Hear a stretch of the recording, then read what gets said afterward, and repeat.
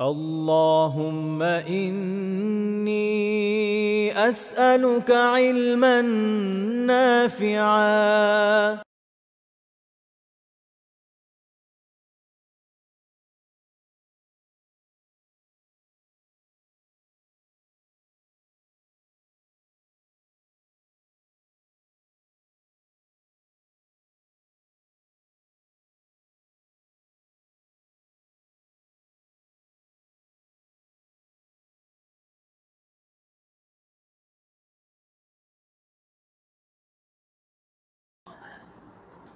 إن الحمد لله نحمده ونستعينه ونصلي على رسوله الكريم وعلى آله وصحبه أجمعين أما بعد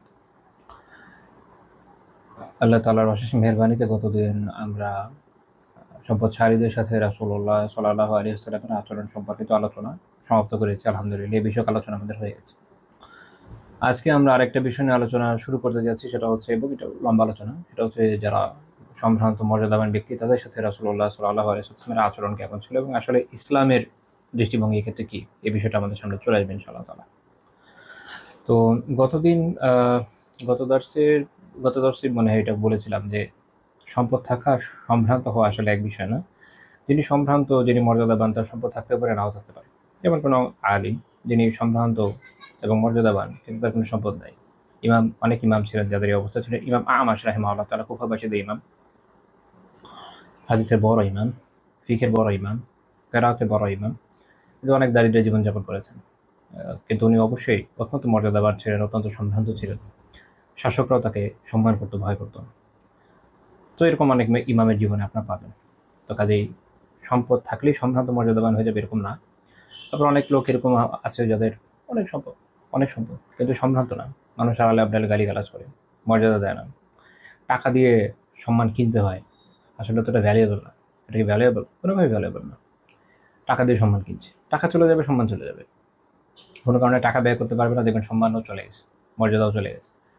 আর আল্লাহ তাআলা যাকে সম্ভ্রান্ত করেছেন, মর্যাদাবান করেছেন, তার ক্ষেত্রে বিষয়টা এরকম যে যদি তার সম্পদ নাও থাকে তারপর তার মর্যাদা, তার আভিজাত্য বজায় থাকে।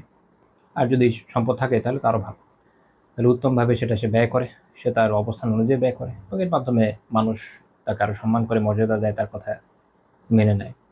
তো এই জন্য এটা একটু বুঝে নিলাম যে আসলে সম্ভ্রান্ত মর্যাদাবান একটা জিনিস, এটার সাথে সম্পদ থাকতে পারে, নাও থাকতে পারে। আর হচ্ছে ধনী আরেকটা বিষয়, সেটা এই জন্য আমরা আলাদা আলোচনা করেছি। তো আরবদের ক্ষেত্রে যেটা হতো যে তাদের যারা বিভিন্ন গোত্রে অধিপতি ছিল তারা সমাজের সম্ভ্রান্ত হিসেবে, মর্যাদাবান হিসেবে পরিচিত হতো। আবার অনেকের এরকম ছিল যে তাদের জ্ঞান গরিমা এগুলোর কারণে তারা সমাজে সম্ভ্রান্ত ছিলেন, মর্যাদাবান ছিলেন। তো আমরা দেখব যে শুধু আরব না, আরব এবং অনারব বিভিন্ন জাতির কাছে আল্লাহ রাসূল সাল্লাল্লাহু আলাইহি ওয়াসাল্লাম যেভাবে দাওয়া পাঠিয়েছেন, সেখানেও এই বিষয়টাকে কীভাবে রক্ষা করেছেন, এই বিষয়কে ইসলামের দৃষ্টিকোণ থেকে আমরা ব্যাখ্যার চেষ্টা করব। এ বিষয়ে ইসলামের যে দৃষ্টিভঙ্গি সেটা বোঝার চেষ্টা করব। এটা বোঝা জরুরি, কেননা যে কোনো কারণেই হোক, আমাদের বিগত ১ শতকে যেটা হয়েছে যে ইসলামী অঙ্গনে যারা মোটামুটি আলহামদুলিল্লাহ দিন নিয়ে আলাপ আলোচনা করেছেন, তারা অনেক বিষয়ে ইসলামী দৃষ্টিভঙ্গির সাথে বাইরের কিছু মতবাদকে মিলিয়ে ফেলেছেন। বিশেষ করে যখন সমাজতন্ত্র জয় জয়কার ছিল, ওই সময়কার অনেক বই পাবেন যেখানে ইসলাম সমাজতান্ত্রিক। আল্লাহ, যেমন আরব দেশগুলোর ভিতরে মিশর ছিল একসময় ইউএসএসআর, ওই সময় যে সোভিয়েত রাশিয়া, তার দ্বারা খুব প্রভাবিত। সোভিয়েতরা এখানে ঘাঁটি করেছিল, ওদেরকে সামরিক বিভিন্ন ক্ষেত্রে সাহায্য করতে। এখন যেমন দেখেন মিশর আমেরিকার ঘুঁটি, ওই সময় ছিল সোভিয়েত রাশিয়ার। তো তখন আর কি এটা নিয়ে খুব আলোচনা ছিল, কেন ইসলাম খুব সমাজতান্ত্রিক। তারপর যখন ওখান থেকে চলে আসলো, তারপর দেখা গেল যে আমার বই লেখা শুরু হলো যে ইসলাম কেন সমাজতান্ত্রিক নয়, বা ইসলামের সাথে সমাজতান্ত্রিকের যে মতবাদ, এটার দ্বন্দ্ব কোথায়। তো ওই আমলে বইপত্র, যেটা সাল দেখে যদি বই পড়ে অনেক মজার মজার জিনিস বুঝতে পারবেন যে ঠিক এই সময় জিনিসটা এইভাবে আসছে। তো এইটা একটা গুরুত্বপূর্ণ বিষয় মনে রাখবে যে কত মতবাদ আসবে যাবে, ইসলামের মতোই ছিল, আছে, থাকবে। তো এই জন্য ইসলামকে পড়ার জন্য, বোঝানোর জন্য জরুরি হচ্ছে যে আমাদের সালাফদের বুঝ দেখা, প্রাচীন ইমামরা সিলসিলাগতভাবে ইলমি তুরাসের মাধ্যমে পরম্পরাগতভাবে যে ব্যাখ্যা বিশ্লেষণ ইসলামের বিভিন্ন বিষয় তুলে ধরেছেন, এগুলোকে সামনে নিয়ে আসা। বিভিন্ন মতবাদ আসছে যাচ্ছে, এবং মতবাদের পরিমাণ এত বেশি, ওগুলো আপনি গুণেও শেষ করতে পারবেন না। শুধু যদি আপনি ফিলোসফির দিকে তাকান, অনেকে ফিলোসফি দিয়ে ইসলামের অনেক কিছু ব্যাখ্যার চেষ্টা করে। ফিলোসফির আসলে এত এত মতবাদ। আমার কাছে একটা বিশ্বকোষই আছে এটার উপরে, 2 খণ্ডে, আই থিঙ্ক, আমি তো খেয়াল নাই, আই থিঙ্ক 1,500-2,000 পৃষ্ঠার বই হবে, শুধু বিভিন্ন ফিলোসফিক্যাল টার্মের বিশ্বকোষ। মানে এত মতবাদ, নানামুড়ি নানামত আসতেই থাকবে, যেতেই থাকবে, কত মিলাবেন? এই জন্য একজন ইমাম রাহিমাহুল্লাহ তাআলা খুব খুব সুন্দর কথা বলেছিলেন যে একজন আকলবান ব্যক্তি আসবে, সে তার যুক্তি দিয়ে একটা জিনিসকে প্রতিষ্ঠিত করবে, তারপর আরেকজন আসবে, সে তার যুক্তি দিয়ে বুঝাবে আগেটা ঠিক ছিল না, এখনটা ঠিক আছে। এভাবে চলতে থাকলে আর দিন থাকবে? থাকবে না। যেমন খ্রিস্টানদের থাকে নাই। খ্রিস্টানদের প্রথমে একটা মতবাদ ছিল, অনেক মতবাদ ছিল, সেগুলোকে অস্ত্রের মাধ্যমে 3টা মতবাদে সীমাবদ্ধ করে দেওয়া হয়: Catholic, Protestant, Catholic, orthodoxy, Eastern Roman orthodoxy, আর হচ্ছে কপটিক। একসময় 3জন পোপ ছিল, যদিও ইয়ারকে আলাদা, একজন প্যাট্রিয়ক বলে, একজন পোপ বলে, একজন কি বলে আমার খেয়াল নেই। তারপরে দেখেন যে এরপর প্রোটেস্ট্যান্ট আসছে, এদের মধ্যে কতগুলো ভাগ উপভাগ আসছে, অনেক অনেক ইয়ে আসছে, নতুন নতুন মতবাদ আসবে, চিন্তা আসবে, চেঞ্জ করতে থাকবে মানুষ, দিন আর থাকবে না। তো দিনকে দিনের জায়গায় রাখতে হবে, যেভাবে আছে সেভাবে বুঝতে হবে, ওই অনুযায়ী আমল করতে হবে। আমরা যেটা করতে পারি সেটা হচ্ছে এই যে বর্তমান সময়ের সমস্যাগুলো দিনের আলোকে সমাধানে দেওয়ার চেষ্টা করতে পারি। দিনের আলোকে, মানে দিন তো সবসময় অ্যাপ্লিকেবল। তো আমরা দেখবো যে এই সময়ে দিনের যে নির্দেশনা, সেটা আমরা কীভাবে আমল করতে পারি।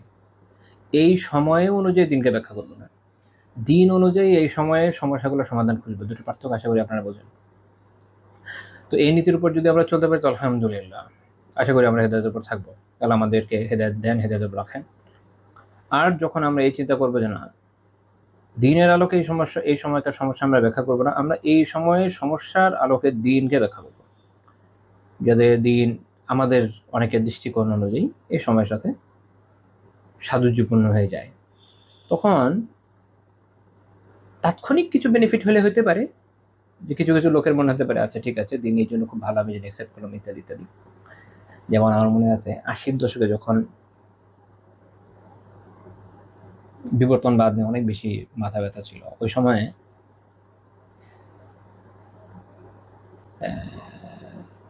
বেশ অনেকে এরকম দেখানোর চেষ্টা করেছেন যে ইসলামের সাথে বিবর্তনবাদ ঠিক আছে কেন।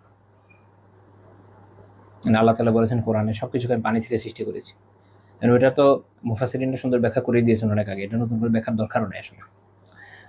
তো এরা এখান থেকে টানাটানি করে কি বুঝালো যে বিজ্ঞানের যে থিওরি, মহাসাগর থেকে প্রথমে অণু তৈরি হয়েছে এক ধরনের প্রোটিনই বানায়, তারপর ওখান থেকে গ্র্যাজুয়ালি মহাসাগরের প্রথম প্রাণের সৃষ্টি হচ্ছে, সেখান থেকে গ্র্যাজুয়ালি জল থেকে স্থলে আসছে প্রাণ, এইভাবে আর কি।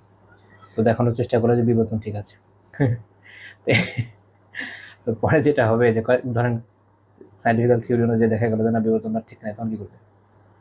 তারপর ধরেন আপনাদের এটা জানেন কিনা জানি না, 80, 90, ইভেন 2000-এর পরেও বিভিন্ন বইপত্র যেগুলো আছে ইসলাম আর সায়েন্স টাইপের বই, এবং ইসলামিক ফাউন্ডেশন থেকে বই বের হয়েছে, এবং বিভিন্ন জায়গা থেকে মদিনা পাবলিকেশন সেটের কিছু বই আছে, বিভিন্ন জায়গায় এরকম কিছু বই আমি অনেকগুলো পড়েছি একসময়। ইন্টারেস্টিং আমার একটা টপিক ছিল এটার মাস্টার্সে। ওখানে তারা প্রোভাইড করার চেষ্টা করেছে ওই সময় আপনার গ্রহ ছিল কয়টা, 11টা, সাথে যে নেপচুন, ভলকান, এক্স ইত্যাদি, 11টা। মানে 11টা কোথেকে পাবে? সূরা ইউসুফে আয়াত আছে একটা, ইউসুফ আলাইহিস সালাম বললেন যে আমার বাবা, আমি স্বপ্নে দেখেছি যে আহাদা আশারা কাউকাব, 11টা কাউকাব, চন্দ্র এবং সূর্য আমাকে সিজদা করছে। এবং এটি স্বপ্ন, ক্লিয়ার কাট বিষয়। এই স্বপ্নে 11 জন মানে তার ভাই, গ্রহ উপগ্রহের সাথে কি রিলেশন? ভাই যদি 13 জন হতো তাহলে 13টা দেখতো। তো তারা ওটাকে নিয়ে আসছে এখানে, মানে দেখানোর চেষ্টা করছে তাহলে 11টা ঠিক আছে, চন্দ্র, সূর্য এবং 11টা কাউকাব দিয়ে তারা এটার অর্থ করেছে হচ্ছে কাউকাব আসলে এমন একটা শব্দ, এটা দিয়ে নক্ষত্র বোঝানো যায়, গ্রহ বোঝানো যায়, তো তারা এই অর্থ নিয়ে এসেছে গ্রহ। আচ্ছা, খুব ভালো। এখন গ্রহর তো একটা ইউনিভার্সাল সংজ্ঞা হওয়া দরকার, সংজ্ঞা ঠিক করলো নাসা এবং অন্যান্য অথরিটি যারা এই বিষয়ে। এখন সংজ্ঞা থেকে তো কি বলবেন, নেপচুন না, ভলকান, এক্স এগুলোতে গেল, নেপচুনে চলে গেল, রয়ে গেল কয়টা, 8টা। এখন কি হবে? এখন যারা ওইগুলো পরে ইমান এনেছিল ওদের কি হবে? এগুলা এই জন্য আমি বলি যে আমাদের দিনের দাওয়ার মূল হলো কোরআন হাদিস এবং প্রকৃতপক্ষে সালাফে সালেহিন যা বুঝিয়ে গেছেন তা। এরপরে বিভিন্ন ক্ষেত্রে এইসব বিষয়ে সহায়ক হতে পারে, সহায়ক হিসেবে ব্যবহার করা যাবে। বিভিন্ন সময়ে অনেক কিছু আসবে যেগুলো ইসলামকে প্রমাণ করবে, সহায়তা করবে, এগুলো সহায়ক, এগুলো আমাদের মূল না। কোনো কারণে যদি এগুলোর চেঞ্জ আসে, হোক কি যে আসে, আমাদের দিন আমাদের দিনের জায়গায় থাকবে। কিন্তু মনে রাখবেন যে যারা ফ্লোটিং, ভাসমান, যে কোনো মতবাদ আসবে, যে কোনো জিনিস আসবে, এটার সাথে দৌড়ঝাঁপ করবে, তারা স্থির থাকবে না, স্থিতিশীল থাকবে না। যখন যেটা আসবে ওটা পিছনে দৌড়াবে, তারপর ওটা ভুল প্রতিপাদন হবে, তখন আর দিনকে সে কী করতে পারবে না, বিশ্বাস করতে পারবে না।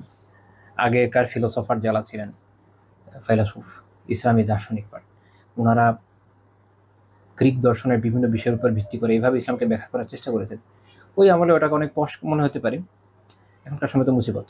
এবং ওখানে একটা থিওরি আছে, সেটা আসলে আপনার ডেমোক্রিটাসের থিওরি, যে এমন একটা অবস্থানে যেতে পারে পরমাণু ভাঙতে ভাঙতে কোনো একটা বস্তুকে, শেষে একটা অবস্থানে যায়, এরপর এটাকে অবিভাজ্য হয়ে যায়, আর ভাঙা যায় না। সেটা হচ্ছে পরমাণু। আমরা এখন পরে যেটা বলেছি পরমাণু, কিন্তু আমরা পরে তো জানি যে না, পরমাণু বিভাজ্য। ইলেকট্রন, প্রোটন, নিউট্রন আছে বড় বড় তিনটা এর ভিতরে পার্ট, তার ভিতরে আবার অনেক ছোট ছোট কণিকা আছে। আমি তো ইন্টারই মনে করেছিলাম 200+, আই ডোন্ট নো এখন কতগুলো বেরোয়েছে। পার্টিকলস, অনেক পার্টিকেল পাওয়া যায় ভিতরে। তো কাজে এই থিওরি সঠিক না। এখন এই থিওরির উপর ভিত্তি করে যে সকল বিশাল বিশাল তত্ত্ব কপচানো হয়েছে, ওই তত্ত্ব যারা পড়েছে তারা কীভাবে বিশ্বাস করবে? গ্রিকরা বিশ্বাস করতো যে 4টা মৌলিক উপাদানে দুনিয়া সৃষ্ট, আগুন, পানি, মাটি এবং বাতাস। বলেন এগুলো মৌলিক পদার্থ? তো এইটার উপর বিশাল বিশাল থিওরি, বিশাল। এবার কেউ কেউ তাফসিরের মধ্যে এগুলোকে উঠিয়ে নিয়ে এসে আল্লাহ থেকে, আল্লাহর কাছে পানা চাই। এই জন্য সতর্ক করে দিই, মনে রাখেন দিন দিনের জায়গায় থাকবে, সালাফে সালেহিন যেভাবে বুঝেছেন ওটাই ঠিক আছে। এরপর বিভিন্ন ক্ষেত্রে আমরা সহায়ক হিসাবে আধুনিক বিজ্ঞান, আধুনিক বিভিন্ন দর্শন, আধুনিক এই সেই এগুলো হেল্প নিতে পারি, এগুলো মূল হবে না। তো যখনই মানুষ এগুলোকে মূল ধরে নেয়, তখন সে দিনকে ব্যাখ্যা করতে পারে না, অপব্যাখ্যায় চলে যায়। তখন সে এটাকে কীভাবে ব্যাখ্যা করবে? তখন সে এইদিকে যাবে, ওইদিকে যাবে, এইদিকে যাবে, ওইদিকে যাবে, সঠিক জায়গায় থাকতে পারবে না। তো দেখা গিয়েছে যে সমতাকরণ বা এগুলোর বিষয় নিয়ে আলাপ আলোচনা করতে গিয়ে একসময় এই আলোচনা চলে এসে যে ইসলামে যেন সবাই সমান, এখানে ইতর ভদ্র কোনো পার্থক্য নাই, মুসলিম মানেই সবাই সমান হয়ে যাবে, এরকম না। যার মধ্যে সম্ভ্রান্ততা আছে, মর্যাদা আছে, আল্লাহ তাকে সম্মানিত করেছেন, তার সম্মান ইসলাম বজায় রেখেছে, কমিয়ে দেয়নি। যাকে আল্লাহ তাআলা সম্মানিত করেন নাই, তাকে সম্মানকে ইসলাম বাড়িয়ে দেয়নি, ওটা যে জায়গায় ছিল ওই জায়গায় রয়ে গেছে।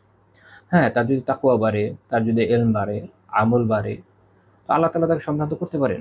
ইসলাম এই সুযোগ রেখেছে যে কেউ ধরেন দাস, আগেকার সময়ে আরবদের ইয়েতে যেটা ছিল, ইউরোপিয়ানদের তো বাদই দেন, ওখানে তো দাসকে মানুষই মনে করা হতো না, কিন্তু আরবদের মধ্যে দাসকে মানুষ মনে করার এমনি একটা প্রবণতা ছিল। তারপরও তার ওই স্বাধীনতা ছিল না, তাকে অত্যাচার করা হতো। তাকে আপনার জানেন, যেমন বিলাল রাদিয়াল্লাহু তাআলা আনহু যখন ইসলাম কবুল করলেন, ওনাকে যেভাবে অত্যাচার করা হয়েছে, এই অত্যাচারের তো আসলে কোনো প্রতিশোধ নেওয়ার সুযোগ ছিল না। ওনাকে যদি মেরেও ফেলতো কী হতো ওই সময়কার হিসাবে? কিন্তু এটা ইসলাম এরকম অবস্থা রাখে নাই, তার অধিকারকে সংরক্ষণ করেছে। সে দাস হোক বা দাসী হোক, প্রত্যেকের অধিকারকে সংরক্ষণ করেছে।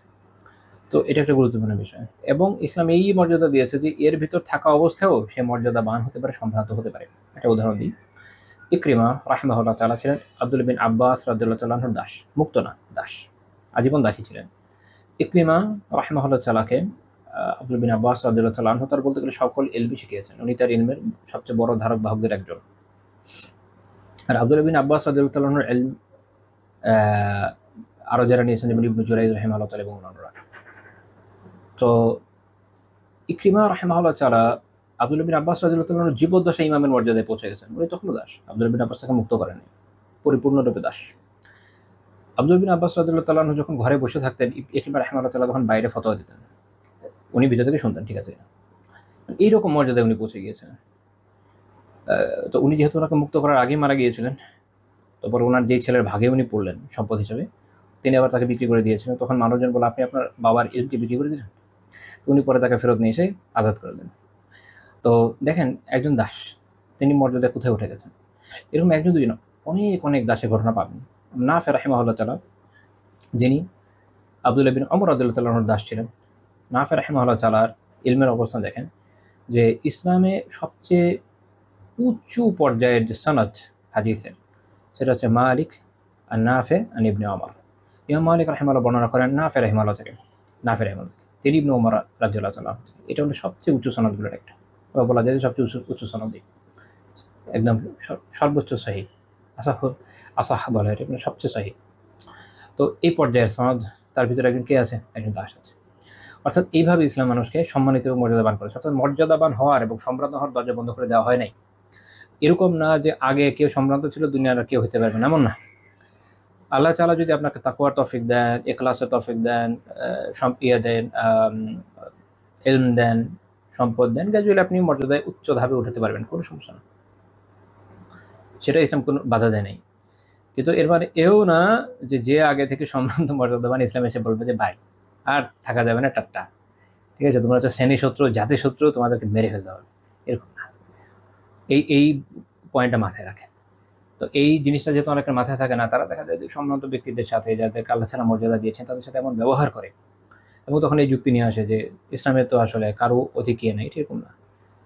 কারণ ইসলাম প্রত্যেককে তার অবস্থানে রেখেছে। ইলমুল হাদিসে চারবা তাদিলে, যেখানে রাবিরা কে গ্রহণযোগ্য কে গ্রহণযোগ্য না, এটা নিয়ে আলাপ আলোচনা হয়। তো এইখানে মূলত ব্যক্তি নিয়ে সবচেয়ে ক্রিটিক্যাল আলোচনা হয়। এটা ইসলামের অন্যান্য সায়েন্সের ভাবে আলোচনা হয় না।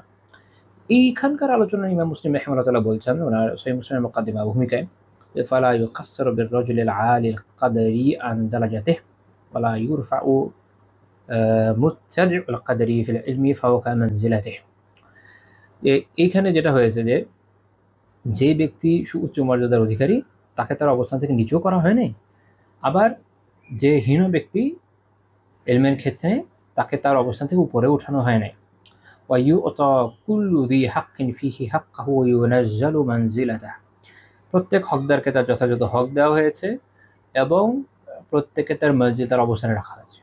قد ذكر عن عائشة رضي الله تعالى عنها أنها قالت أمرنا رسول الله صلى الله عليه وسلم أن ننزل الناس منازلهم।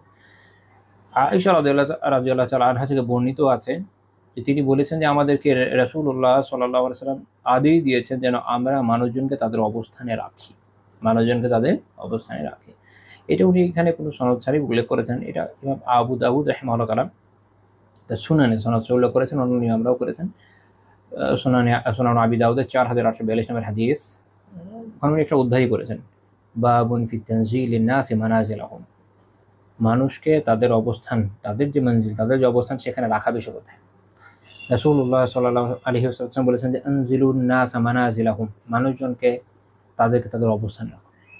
অর্থাৎ যে মর্যাদাবান তাকে নিচে নামিয়ে দিও না, যে মর্যাদাবান নয়, যে সেরকম ইতর ধরনের মানুষ, যার মধ্যে মর্যাদাবান হওয়ার কিছু নাই, তাকে উপরে উঠিয়ে দিও না। এটি বাস্তব। আপনি যদি যার মধ্যে মর্যাদা নাই, যার মধ্যে ওই অবস্থানটা নাই, ধরেন যার ইলম নাই, ফর এক্সাম্পল ধরেন একজন লোককে আল্লাহ তাআলা ইলম দেন নাই, তার ইলম নাই, এখন আপনি কি তাকে দিয়ে মুহাদ্দিসের আসনে বসিয়ে দেবেন? আপনি কি তাকে মুফতির আসনে বসিয়ে দেবেন? উঁচু আসনে বসিয়ে দেবেন? উম্মাহ ধ্বংস হয়ে যাবে তো তাহলে, এবং এটা হচ্ছে। আবার যার অনেক মর্যাদা, তাকে আপনি নিচে নামিয়ে দিবেন, তাহলে মানুষ তার যে খায়, তার যে কল্যাণ ছিল, এটা বঞ্চিত হয়ে যাবে। কারণ সে যেরকম সার্ভিস উম্মাকে দিতে পারতো, মানুষ যাদেরকে দিতে পারতো, সেটা তার হচ্ছে না, তাই না? অনেক এরকম হয়েছে যে যাদেরকে আল্লাহ তাআলা অনেক ইলম দিয়েছেন, বা যাদেরকে আল্লাহ তাআলা বিভিন্ন ক্ষেত্রে ব্যাপকতা দিয়েছেন, প্রশস্ততা দিয়েছেন, তাদেরকে তাদের অবস্থান থেকে বাধ্য করা হয়েছে সরে যাওয়ার জন্য। এর দ্বারা উম্মার কোনো উপকার হয় নাই, অপকারী হয়েছে। তো এই হাদিস ইমাম আবু দাউদ রাহিমাহুল্লাহ উল্লেখ করেছেন, যেমন বললাম শোয়েব রাহমাতুল্লাহ বলেছেন এটা হাসান, ইনশাআল্লাহ তাআলা এটা হাসান। কেউ একটা আপত্তি করেছে, সেটা হচ্ছে এখানে একজন রাবী আছেন মাইমুন বিন মেহরান রাহিমাহুল্লাহ তাআলা, মানে আয়েশা রাদিয়াল্লাহু তাআলা থেকে বর্ণনা করেছেন। তো একটা কথা আছে যে মাইমুন রাহিমাহুল্লাহ তাআলা আয়েশা রাদিয়াল্লাহু তাআলাকে পান নাই, দেখেননি। আলহামদুলিল্লাহ। ইমাম নববী রাহিমাহুল্লাহ তাআলা এটা জবাব দিয়েছেন এভাবে, এটা হতে পারে না। কেন? কারণ মাইমুন রাহিমাহুল্লাহ তাআলা মুগীরা বিন শুবা রাদিয়াল্লাহু তাআলা আনহুকে পেয়েছেন, আর মুগীরা রাদিয়াল্লাহু তাআলা আনহু আয়েশা রাদিয়াল্লাহু তাআলা অনেক আগে মারা গেছে। উনি যদি মুগীরা রাদিয়াল্লাহু তাআলা আনহুকে পেয়ে থাকেন, এই তাবেঈ, তিনি মদিনায় আসেন নাই, আয়েশা রাদিয়াল্লাহু তাআলাকে দেখেন না, এটা কেমন সম্ভব? এটা আসলে পসিবল। অনেক সময় বর্ণনা থাকে না যে দেখেছে, এরকম বর্ণনা থাকে না, বাট উনি এখানে স্পষ্টভাবে বর্ণনা করেছেন আয়েশা রাদিয়াল্লাহু তাআলা থেকে, আনানাও করেন নাই। এই জন্য ইমাম সাখাবী রাহিমাহুল্লাহ তাআলা, ইমাম নববী রাহিমাহুল্লাহ তাআলা, ইমাম প্রাচীন ইমাম যারা ছিলেন, ইমাম খতিব বাগদাদী রাহিমাহুল্লাহ, ওনারা কেউ সনদকে হাসান বলেছেন, খতিব রাহিমাহুল্লাহ তাআলা তো না, ইমাম হাকিম রাহিমাহুল্লাহ তাআলা তো সহিহ বলেছেন মারিফাতুল উলুমিল হাদিস। এই জন্য হাদিস এটা ঠিক আছে ইনশাআল্লাহ, কোনো সমস্যা নেই। তো এবং এটা একটা খুব গুরুত্বপূর্ণ বিষয়, যে কারণে উলামায়ে হাদিসকে অত্যন্ত বেশ গুরুত্বপূর্ণ মূলনীতি হিসেবে প্রয়োগ করেছেন, বিশেষ করে জার ওয়া তা'দীল, এটা খুব গুরুত্বপূর্ণ। তো এই যে বলছেন যে মানাজিলুহুম, তাদেরকে তাদের মঞ্জিল অবস্থানে রাখা, মুল্লা আলী কারি রাহমাতুল্লাহ মিরকাতুল মাফাতিতে বলছেন এর মানে হচ্ছে মাকামাতিহিমুল মুআয়্যানাহ আল মা'লুমা লাহুম, যে তাদের যে অবস্থান, তাদের যে মাকান, তাদের যে অবস্থান, এটা যেটা জানা আছে তাদেরকে ওখানে ওইটার মধ্যে রাখা। এবং এইটা আসলে না কোরআন থেকেই আসে। যেমন আল্লাহ তাআলা কি বলেছেন, ওয়া রাফা'না বা'দাহুম ফাওকা বা'দিন দারাজাত, সূরা যুখরুফ 32 নম্বর আয়াত, যে আমি তাদের কাউকে একে অপরের উপরে মর্যাদা দান করেছি। এটা আল্লাহ তাআলার দান। আল্লাহ তাআলা যাকে ইচ্ছা দিয়েছেন, যাকে ইচ্ছা দেন, প্রত্যেকে তাদের অবস্থান অনুযায়ী পরীক্ষিত। এই জন্য মুল্লা আলী কারি রাহমাতুল্লাহ বলছে যে এটা সঠিক না, যে খাদেম, যে মাখদুম, মানে যার সেবা করা হচ্ছে সেই ব্যক্তি, যে নেতা বা যে তার অধীনস্থ, এদেরকে একদম সময় পর্যায়ে ট্রিট করা এটা সঠিক না। কারণ প্রত্যেকে তার যে মর্যাদা, তার যে হাবিজাত, ওই অনুযায়ী ট্রিট করা দরকার, এবং ইসলামের শিক্ষাও তাই। আল্লাহ তাআলা কোরআনে তাই বলেছেন, হাদিসে আমরা তাই জানি। আচ্ছা, এবং এ বিষয়ে এভাবে গুরুত্ব দেওয়া হয়েছে, রাসূলুল্লাহ সাল্লাল্লাহু আলাইহি ওয়াসাল্লাম বলেছেন যে আকিলু যাউল হাইআতি আসারাতিহিম ইল্লাল হুদুদা, যারা উত্তম এই যে বৈশিষ্ট্যের লোক, যারা যুল হাইআত, যারা উত্তম বৈশিষ্ট্যের লোক, মর্যাদা সম্পন্ন লোক, তাদের তাদের যদি কোনো আসে, কোনো আসারাত, তাদের যে ত্রুটি বিচ্যুতি পাওয়া যায়, আমি ব্যাখ্যা করবেন চলো।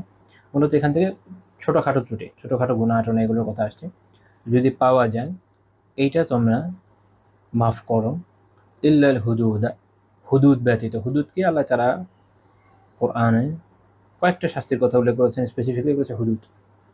যেমন ধরেন চোরের হাত কাটা, ডাকাতের সাজা, তারপরে হচ্ছে জিনার অপবাদের সাজা, জিনার সাজা, বিদ্রোহের সাজা, এগুলো কিছু বিষয় আছে। এই হাতে গোনা কয়েকটা হলো হুদুদ, বাকিগুলো হুদুদ না। বাকিগুলোর ক্ষেত্রে যে সকল শাস্তি অ্যাপ্লাই করা হচ্ছে তাদের, এবং এগুলো সংখ্যায় ব্যাপক।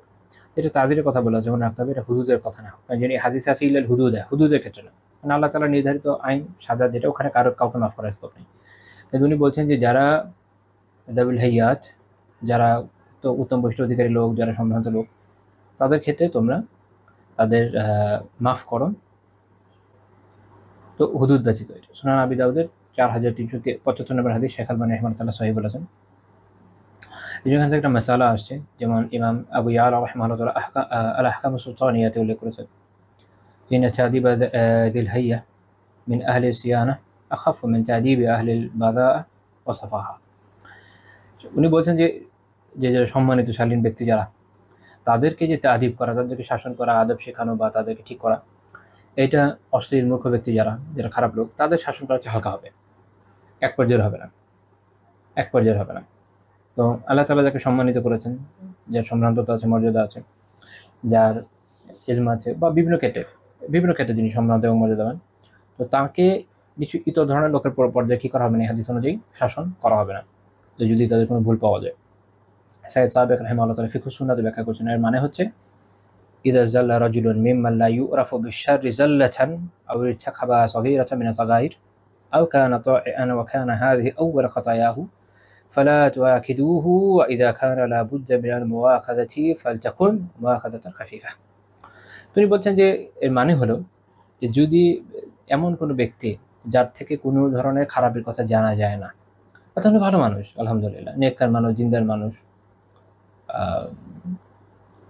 সম্ভ্রান্ত মানুষ, ইলমওয়ালা মানুষ, বা কোনো শাসন শ্রেণীর কোনো ভালো পজিশন হোল্ডার, এমন মানুষ লা ইউরাফু বিশ-শারর, যার থেকে কোনো খারাপ বিষয়ের কথা, ক্ষতিকর বিষয়ের কথা জানা যায় না, মানে উনি অ্যাকচুয়ালি ভালো, ওনাদের কখনো কিছু শোনা যায়নি। এখন মানুষের তো ক্ষতি হয়, ভুল হয়, তাই না?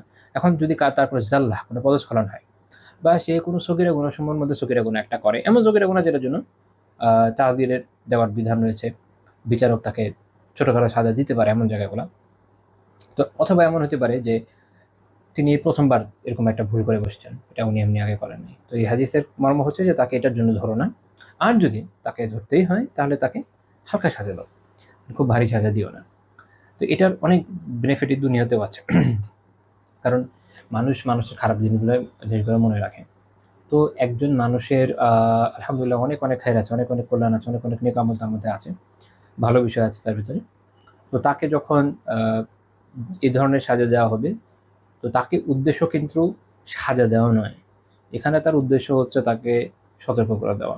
অন্যদিকে যে কন্টিনিউয়াসলি খারাপের উপর থাকে তাকে ভয় দেখা, তাকে যখন সাজা দেওয়া হয় সেটার উদ্দেশ্য তাকে ভয় দেখানো, তাকে সংশোধন করতে বাধ্য হওয়া, দুটোর মধ্যে পার্থক্য আছে। তো যে আলহামদুলিল্লাহ মর্যাদাবান ব্যক্তি, যে ইলমওয়ালা বা এই ধরনের বিভিন্ন ক্ষেত্রে মর্যাদা যারা রয়েছে দুনিয়া এবং দিনী, তো এমন ব্যক্তি আত্মমর্যাদার কারণে সামান্য সাজার কারণে ঠিক হয়ে যাবে ইনশাআল্লাহ, সামান্য সাজার কারণে। অন্যদিকে যার মধ্যে ইসলামী রয়েছে সেটা ঠিক হবে না, তাকে আপনি যত বড় সাজাই দেন ইউজুয়ালি ঠিক হতে চায় না, এই জন্য তার সাথে হয় কঠোরতা। মানে শরিয়া এখানে মানুষের সাথে যে শাস্তি বিধান এক্ষেত্রে অনেক সাইকোলজিক্যাল ইস্যু রেখেছে। অন্যদিকে দেখা যাবে যে মনে করেন কোনো অঞ্চলে কোনো শাসক খুব ভালো মানুষ, নেককার মানুষ, শোনা থেকে খারাপ কিছু জানা যায় না, সব দিক দিয়ে ভালো, এখন প্রধান যিনি শাসক খলিফা, তো তিনি এমন কিছু জানলেন, তো তার সাথে রাফ বিহেভ করলেন, এরকম ইসলামের ইতিহাসের ঘটনা আছে। কি হয়েছে, উনি এক সময় এটাতে ওনার আত্মসম্মান এমন লেগেছে যে উনি বিদ্রোহ করে বসছেন, বিশাল বড় ফিতনা তৈরি হয়েছে, অথচ এটা অনেক ক্ষতিকর, প্রয়োজন ছিল না। শরিয়ার বিধান অনুযায়ী যদি সেই খলিফা শাসন করতেন এই জায়গাটায়, তাহলে উনি কি করতেন, উনি বলতেন আচ্ছা ঠিক আছে সে এটা করেছে, তাকে ছোটোখাটো কিছু বকা টকা দিয়ে ছেড়ে দিন, যা করেছো নেক্সট টাইম আর করবা না, কাজে আসতো। একই রকমভাবে আলিমদের ক্ষেত্রে প্রযোজ্য। এবং এখান থেকে আমাদের একটা বিষয় বোঝা দরকার যে আমাদের যারা ভাই বোনরা অনলাইনে অ্যাক্টিভ দেখি, অফলাইনে তো আসলে মানুষ একে অপরের সামনে এরকম করতে পারে না, ইভেন যাদেরকে এরকম অনলাইনে করতে দেখে তাদের অনেকে অফলাইনে দেখি নাই কেউ। তো দেখা যায় যে ওখানে যেহেতু কারো চেহারা টেরা দেখা যায় না, শান্তির মতো যে যাকে ইচ্ছা যা ইচ্ছা তাই বলে যায়, এটা সঠিক কাজ নয়। আপনি যখন কাউকে নাসিহা করছেন, নাসিহা করার মতো হওয়া দরকার। এখন একটা হচ্ছে কি কারো টোন হাস হতে পারে, কারো টোন হাস, কারো টোন সফট, ওটা সমস্যা না, ওটা এক একজন এক একভাবে উপস্থাপন করবে, ঠিক আছে। কিন্তু দেখতে হবে যে আপনি আসলে প্রতিপক্ষকে কি আসলে আক্রমণই করতে চাচ্ছেন নাসিহার জায়গায়, মানে নাসিহা এবং আক্রমণের পার্থক্যটা বোঝা জরুরি। এবং আমাদের একটা বড় সমস্যা হয়ে গেছে যে আমরা ইভেন এই যে মূলনীতিটা মাত্র এখন আমি আপনাদেরকে বললাম, এইটা আমি দেখেছি যে একবার একটা ইস্যুতে একজন আলিম উনি উল্লেখ করলেন উনি আসলে ওনার নিচের গ্রুপে যিনি একজন সাবেক আলিম মারা গিয়েছেন রাহিমাহুল্লাহ তাআলা, ওনার ব্যাপারে কোনো একটা ইস্যুতে আক্রমণের কে প্রতিহত করার জন্য, কিন্তু উনি বিপরীত গ্রুপের ক্ষেত্রে এটা একটা অ্যাক্টিভ থাকে না। এটা শরিয়া আমাদেরকে শিখায় নাই। এখানে একজন মানুষ যতক্ষণ মুসলিম, তার সাথে মুসলিমের যে আচার ব্যবহারটা বজায় রাখতে হবে। হ্যাঁ, ঘোষণা করে দেন যে কাফের তো একটা আলাদা কথা, মুরতাদ হয়ে গেছে, যদি তার না হয় তাহলে তার সাথে মুরতাদের ব্যবহার কেন করবেন, তার সাথে ব্যবহার করতে হবে মুমিনের। যদি আপনার দেশে দেশে গুনাহগারও হয় তা ফাসেক, তো ফাসিকের ব্যবহারটাই করেন, মুরতাদের ব্যবহার কেন করেন। মানে প্রত্যেক মুমিনকে মুমিনের জায়গায় রাখা দরকার, প্রত্যেকে তার মর্যাদার স্থানে রাখা দরকার। আমার দলের হোক আর বিপরীত দলের হোক, আমার যে তার প্রতি সম্মান, তার যে মর্যাদা, এটা বজায় থাকা জরুরি। বর্তমান জামানায় যেহেতু শাসন ক্ষমতা ইসলাম নাই, অর্থাৎ আমাদের দেশে তো নাই, অন্যান্য অঞ্চলেও খুব রেয়ার, এবং আহলুল ফজলের মধ্যে সম্মানজনক ব্যক্তি যারা হয় তাদের মধ্যে আসলে শাসকদের মধ্যে তো আসলে পাওয়া খুব টাফ। তো সেই হিসাবে আসলে এই যে সম্ভ্রান্ততা, এই যে মর্যাদা, তা পাওয়া যেতে পারে অবশ্যই উলামা যারা নেককার, উলামা সালেহ যারা, তাদের ভিতরে যারা আসলে আলিম, ইলম আছে আর কি। এখন পাশ দিলেই তো আলিম হয়ে যায় না, তাই না? তো যারা আলিম সালেহ, যারা আলহামদুলিল্লাহ দিনী বিভিন্ন কাজে উপার্জন করছেন এবং দিনী কাজে ব্যয় করছেন বিভিন্নভাবে উপার্জন করে হালালভাবে, এমন মুত্তাকি ধনী ব্যক্তি, সেসব দরিদ্র ব্যক্তিরা যারা আল্লাহ তাআলা যাদেরকে আমলের মাধ্যমে সম্ভ্রান্ততা দান করেছেন, তারপরে ধরেন যারা মুজাহিদিন ফি সাবিলিল্লাহ বিভিন্ন জায়গায় আছেন, তো এই ধরনের ব্যক্তিদের ক্ষেত্রে মর্যাদার একটা ব্যাপার আছে। এদের সাথে কথা বলার ব্যাপারে, তাদের ব্যাপারে সীমা লঙ্ঘন করার ব্যাপারে বা সতর্ক থাকা জরুরি। দুঃখজনক বিষয় হচ্ছে যে আমরা তো আসলে এমন একটা সময় পার করছি, সালাফদের ভিতরে এরকম ছিল যে তারা তাদের নিজেদের ঈমান নিয়ে চিন্তায় থাকতেন। ওমর ইবনে খাত্তাব রাদিয়াল্লাহু তাআলা থেকে ঘটনা বর্ণিত আছে যে যেহেতু হুযায়ফা রাদিয়াল্লাহু তাআলা আনহুর কাছে মুনাফিকদের লিস্ট ছিল যে কারা কারা মুনাফিক, তো উনি সাধারণত মুনাফিকদের জানাজায় যেতেন না, কিন্তু আল্লাহ রাসূল সাল্লাল্লাহু আলাইহি ওয়াসাল্লামের সাথে ওনার করা ওয়াদার কারণে উনি এটা কাউকে প্রকাশ করতেন না যে এরা কারা, কিন্তু উনি এদের জানাজায় যেতেন না। তো ওমর রাদিয়াল্লাহু তাআলা আনহু সবসময় খেয়াল রাখতেন যে হুযায়ফা রাদিয়াল্লাহু তাআলা আনহু কার জানাজায় যাচ্ছে, কার জানাজায় যাচ্ছে না। ওনার খুব চিন্তা ছিল যে উনি নিজের মধ্যে পড়েন কিনা। সুবহানাল্লাহ। ওমর রাদিয়াল্লাহু তাআলা আনহু তো মানুষ যাকে জান্নাতের সুসংবাদ দেওয়া হয়েছে, শাহাদাতের সুসংবাদ দেওয়া হয়েছে, তিনি এরকমভাবে চিন্তা করতেন। এবং সাহাবাদের বৈশিষ্ট্য ছিল এরকম যে কোনো সন্দেহ নাই যে আল্লাহ রাসূল সাল্লাল্লাহু আলাইহি ওয়াসাল্লামের যে সংবাদ এটা সঠিক। অবশ্যই আল্লাহ তাআলা তাদের প্রতি সন্তুষ্ট, অবশ্যই আল্লাহ তাআলা তাদেরকে জান্নাতের এই ওয়াদা করেছেন, অবশ্যই তিনি শহীদ হবেন, সবই ঠিক আছে। কিন্তু অন্তরে যে আল্লাহ ভীতি, এটা তারা কখনো ছেড়ে দিতেন না। আর মুনাফিকদের অবস্থা এরকম যে অল্প স্বল্প আমল করার পর তাদের মনে হয় যে আমি তো চাল চালাই জান্নাতে চলে যাব। তো যখন মানুষ এই অবস্থায় থাকে তখন দুনিয়ার সবাইকে আক্রমণ করা তার জন্য সহজ হয়ে যায়, কারণ তার নিজের ব্যাপারে, নিজের নফসের ব্যাপারে আল্লাহ ভীতি থাকে না। মনে রাখবেন যে দুনিয়ার জীবনটা যাপন করতে হয় আল্লাহকে ভয় করে।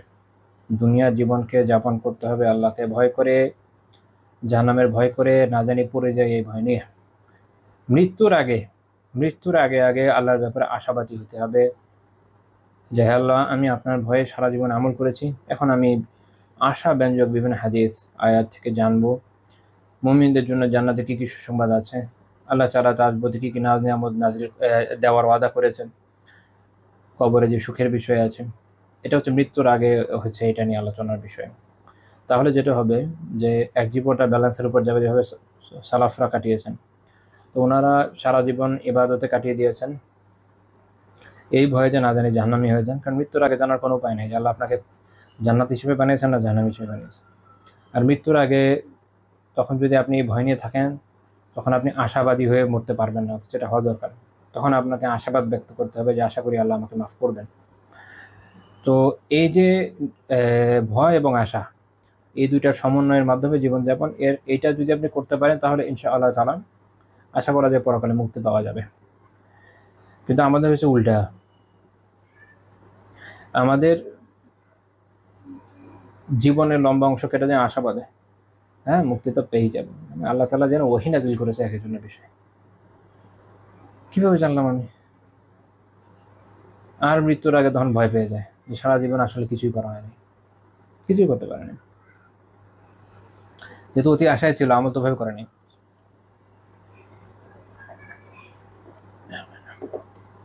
যেমন দেখবেন যে অনেক ক্ষেত্রে এরকম হয়, প্রাচীন আলিমদের আলহামদুলিল্লাহ অনেক আমলের ঘটনা আমরা পাই। কেউ কেউ প্রতি রাতে কোরআন খতম দিয়েছেন, হাদিসে 3 দিনের কমে না করার একটা কথা পাওয়া যায়।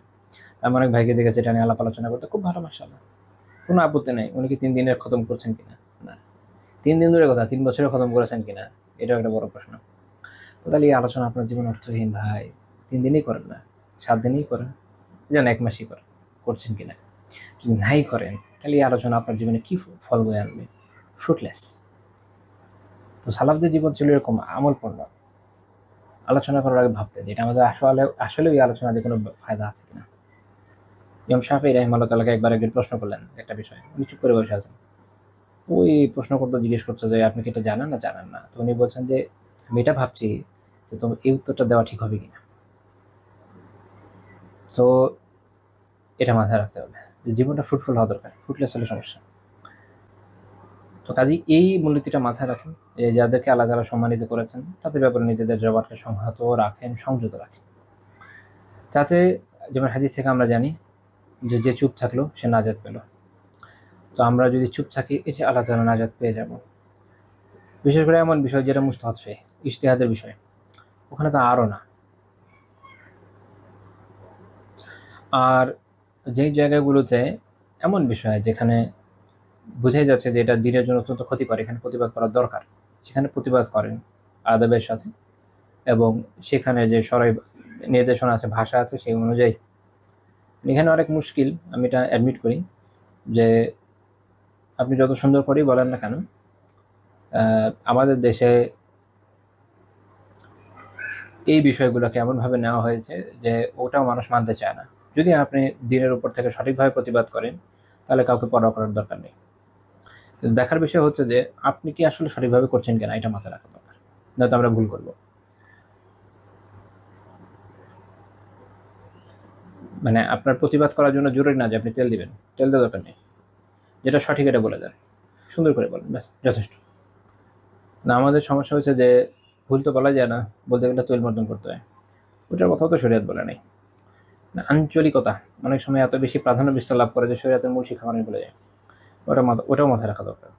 তো যাই হোক, ব্যালেন্স দরকার আর কি বলবো, এটুকুই কথা, এটা আমরা মাথায় রাখি ইনশাআল্লাহ তাআলা। আরেকটা হাদিসে রাসূলুল্লাহ সাল্লাল্লাহু আলাইহি ওয়াসাল্লাম বলেছেন যে আন্নাসু মাআদিনু কামা আদিনা যাহাবিল ফিত্তাহ খিয়ারুহুম ফিল জাহিলিয়াহ খিয়ারুহুম ফিল ইসলাম ইযা ফাকিহু আও ফাকাহু।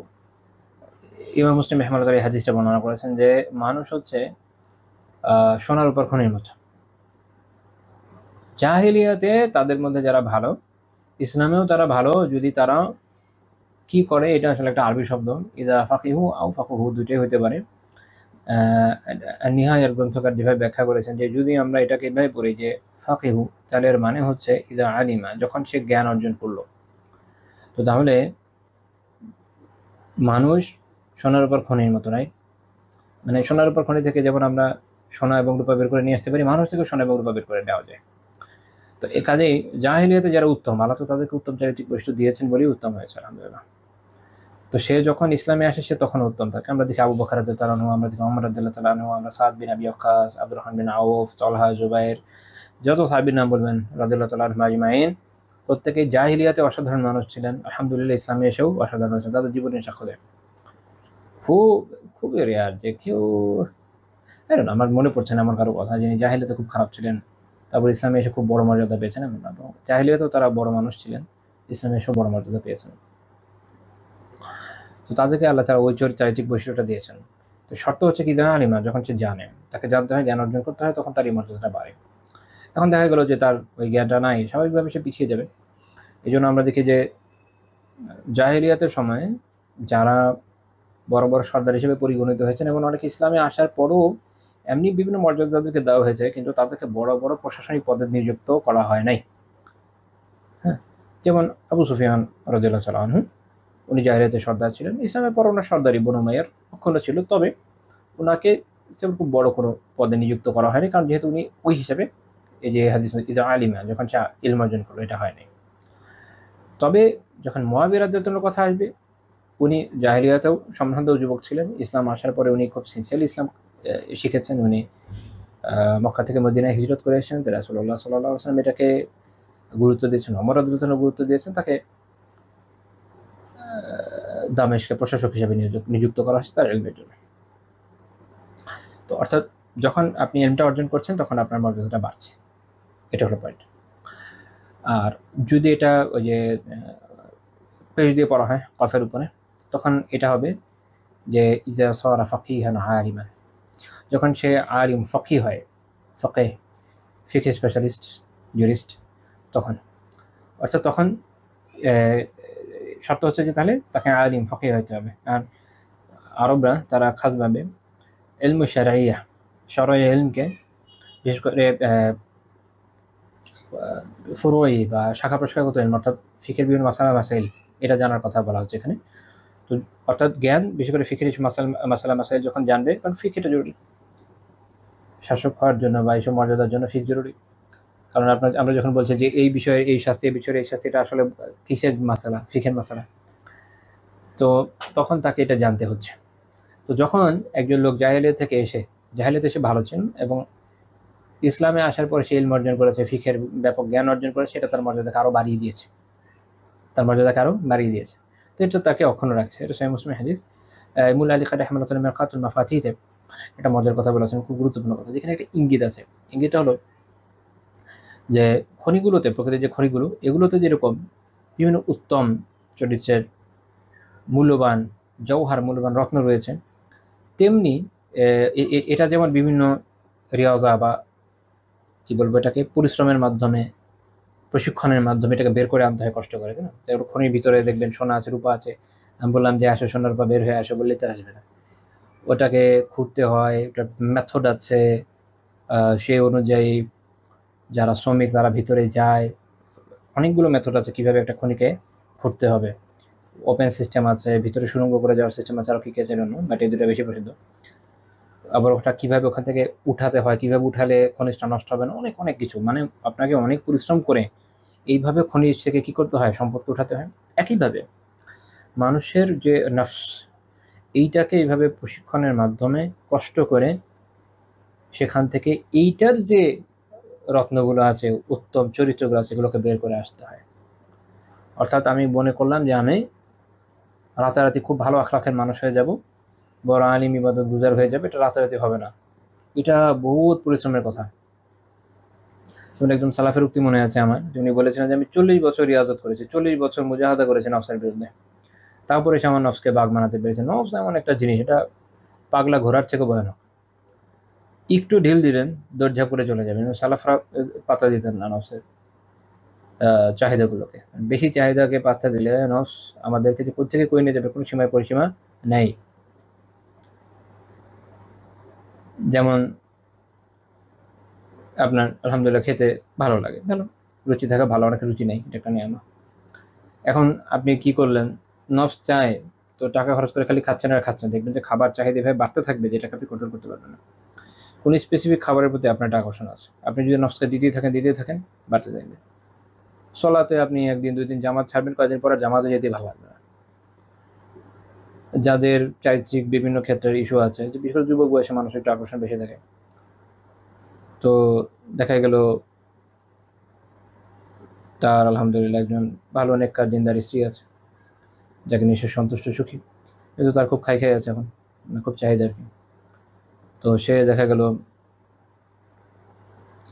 তার মনে হচ্ছে যে আমার অনেকগুলো বিয়ে করা দরকার। ওকে, শরিয়া বৈধ করেছে, যদি প্রয়োজন হয় করেন, সামর্থ্য থাকলে হক আদায় করতে পারলে করেন। কিন্তু তখন দেখা যায় না, আমরা প্র্যাকটিক্যাল এক্সপিরিয়েন্স থেকে দেখি যে অনেকে এমন ফিতনায় পড়ে যায় যে বিভিন্ন ধরনের হারাম কাজে লিপ্ত হয় না, পরকীয়াতে লিপ্ত হয়, যে আল্লাহ তাআলা আমাদের সবাইকে হেফাজত করে নেবেন। এটার কারণ হলো যে নফসকে কন্ট্রোল করতে ব্যর্থ হন। নফসকে যদি আপনি কন্ট্রোল করতে ব্যর্থ হন, নফস আপনাকে জাহান্নামে নিয়ে যাবে। এবং যেটা হয় যে মানুষের কোনো চাহিদার না সীমা নাই। ইসলাম এখানে একটা মজার বিষয়, অনেকে বলে যে ইসলাম কেন 4টার অনুমতি, ইসলাম 4টার অনুমতি দেয় নাই, ইসলাম 100কে 4-এ নামিয়ে এনেছে। কি করেছে, ইসলাম 100কে 4-এ নামিয়ে নিয়েছে। আপনারা যদি 100-200 বছর আগের বাংলা উপন্যাসও পড়েন, দেখবেন যে এখানকার ব্রাহ্মণরা, আপার কাস্ট যারা, এরা প্রায় শখানেক দেশের বিয়ে করতো। এই বিয়ের মাধ্যমে অন্যরা, মানে এদের মাধ্যমে মর্যাদা প্রাপ্ত হতো। যারা নিচু বর্ণে তুলনামূলক, তারা ব্রাহ্মণদের সাথে মেয়ে বিয়ে দিয়ে নিজেদের বর্ণকে উচ্চ করতো। তো এরা অনেক ব্রাহ্মণদের ছিল এরকম যে যতগুলো বিয়ে করতো সারা বছর ঘুরে ঘুরে এদের বাসায় থাকতো, নিজের কোনো কামাই রোজগার লাগতো না। তো আরবে এরকম বিয়ের কোনো লিমিটেশন ছিল না, আনলিমিটেড ছিল। শুধু আরবে না, বহুকাল পর্যন্ত এই বিয়ের কোনো লিমিটেশন দুনিয়ার বিভিন্ন জায়গায় ছিল না। এখন আফ্রিকার অনেক গোত্রে নাই, আপনার একটু গুগল সার্চ করলে পেয়ে যাবেন।